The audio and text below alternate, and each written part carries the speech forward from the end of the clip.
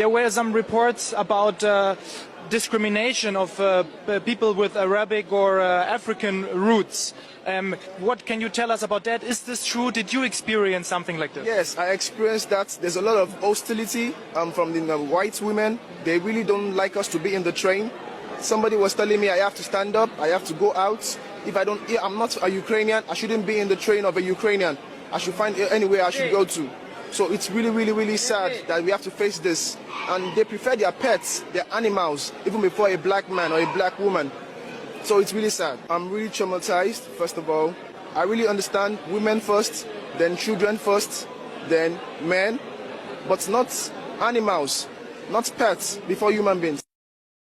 Black girl go, they are pushing her, they are not letting her go, they are not letting her go. Is it right? They are not allowing any black people to enter inside the gates. We are all here. It's only Ukrainians that they are allowing in. Even the ones with kids, they're not allowing them in.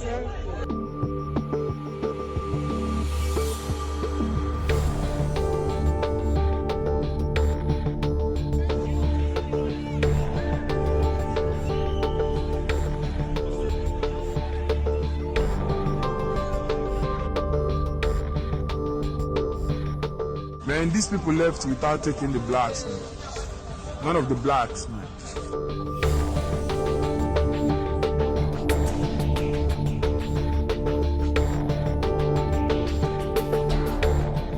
Nous donnons écho ici au cri d'alarme des ressortissants et étudiants africains qui, fuyant la guerre en Ukraine, se heurtent à des discriminations dans leur exode en quête d'abri.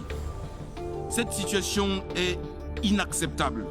It will be remiss of me not to express my dismay for the disturbing reports that people of African descent are being singled out to unfair treatment as they join the masses fleeing the Ukrainian territory.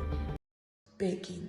The official literally looked me in my eye and said in his language, only Ukrainians, that's all. That if you are black, you should walk. I'm currently in Debrecen, Hungary. I got in like 10 a.m. today. Today is the 28th of February. It wasn't easy. On Friday at 8 a.m., I was on my way to Poland.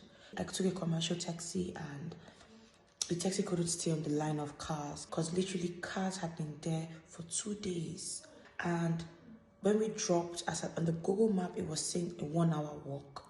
And I was like, oh, 1 hour walk is nothing, you know, if it's getting us there on time. And we walked and it kept increasing. The term walking is traumatizing me. The term walking, I walked for 12 good hours, and it's not an exaggeration. The traffic warden saw me and said I should go to a shelter to sleep, and I slept, and he said the next day that there is a bus going from that shelter straight to the Polish border. And when it was time to get on this bus, the Ukrainians said, just Ukrainians, literally as a black person. I even lied that I was pregnant. They didn't care. I was begging. The official literally looked me in my eye and said in his language, only Ukrainians, that's all. That if you are black, you should walk. And that was an additional 8 hours from where we were.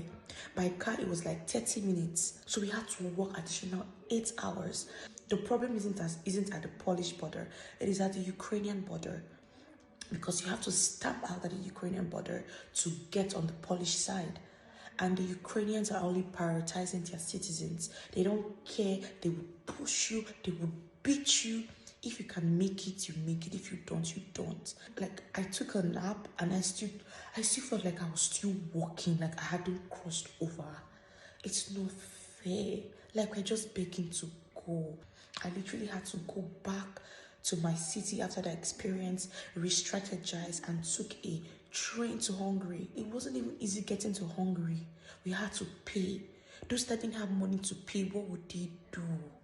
I couldn't help anybody because I was fighting for my life. It is a traumatizing experience and I don't know where I'm going from now. I literally have to re-strategize in Hungary, try to get my ticket back to Nigeria because it's not safe. This place is not, if your skin is dark, you're at a disadvantage.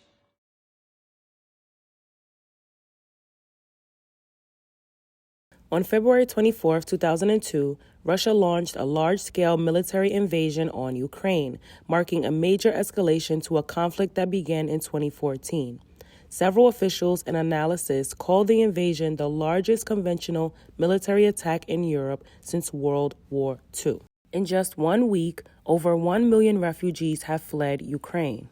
Within that million of refugees are African populations who are also affected by the war that's happening between Russia and Ukraine. However, these Africans are being discriminated against at the borders.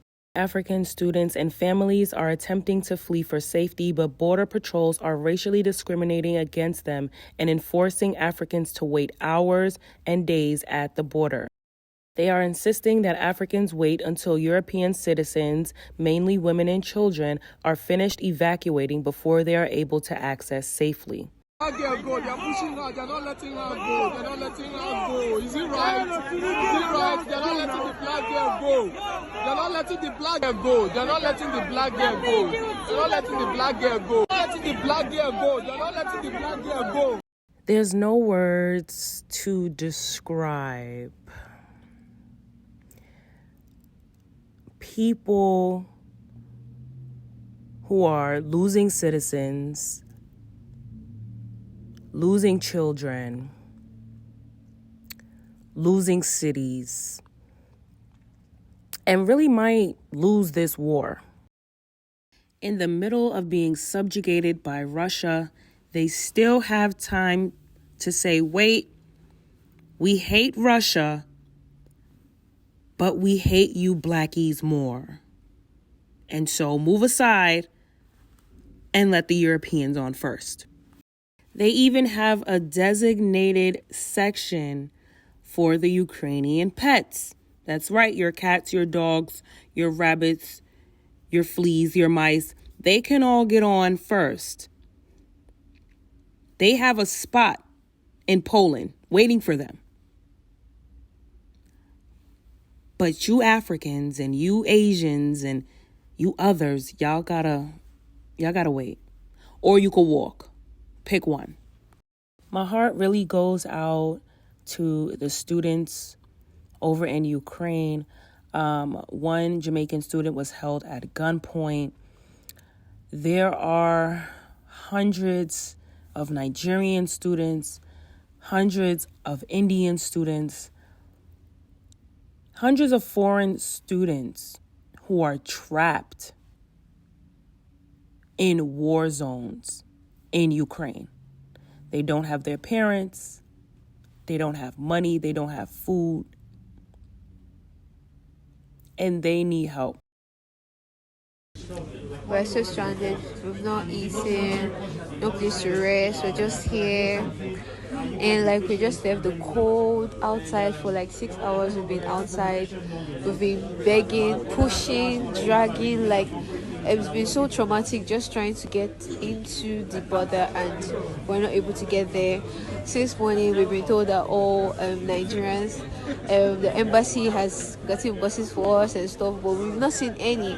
And then like we watch other nationalities leave, and it's really, really so sad. Like people have been crying, people fainted. It's really horrible. Please, Nigeria, please come to our aid. We implore the warring nations of Ukraine and Russia, as well as world politicians, to please allow for a 7-day humanitarian ceasefire in order to evacuate these helpless young students. Please do not drag them into the eye of war that they do not deserve to be in the middle of. Black foreigners in Ukraine. Save Sumi Students is trending on Twitter. If you guys have not heard, there is a school in Sumi where students are literally stranded in the middle of the war. Someone tweeted, guys, please, we need help in Sumi, a neutral military escort like UN peacekeeping troops to lead us out. We were literally bombed today. Please help us. We don't want it to get to the point where they will start seeking justice for us. Hashtag Save Sumi Students. This is Sumi's position, completely blocked off by the Russian military. Help us get out via a green corridor or other means. #SaveSumiStudents.